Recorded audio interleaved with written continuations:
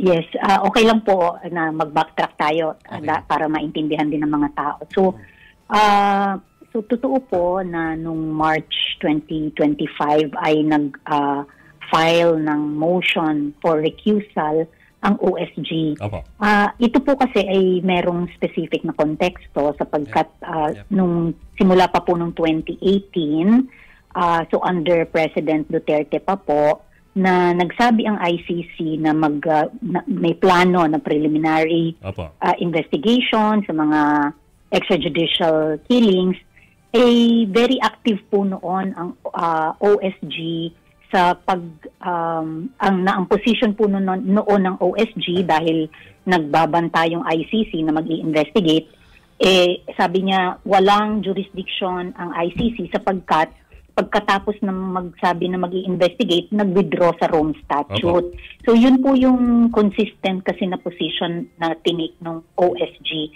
Kaya nung 2023 na nangyari naman yung surrender kay former PRRD, ay parang to avoid po any appearance of conflict dahil doon po sa strong position ng Solgen noon sa ICC, subalit si ICC naman, despite the submissions, ay nag-issue rin naman siya ng ruling na Pilipinas, hindi namin inaayunan ang inyong mga submission at may jurisdiction ng ICC.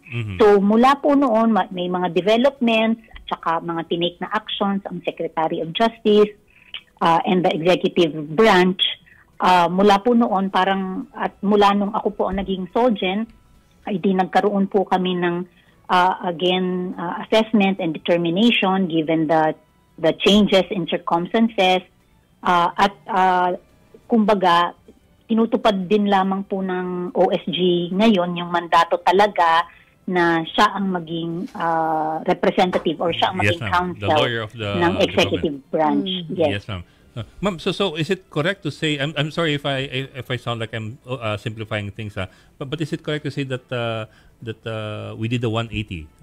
Not you, of course, but the position of the Solgen. In essence, yeah.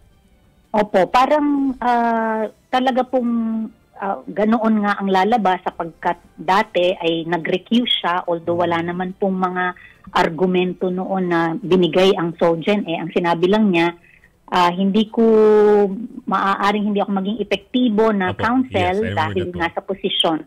So wala naman pong mga argumento pang ibinibigay. Kaya nag-hesitate din ako kanina pag sinabing 180 ba yun, wala pa naman siyang mga argumento at sinabi lang niya na baka hindi siya maging epektibo.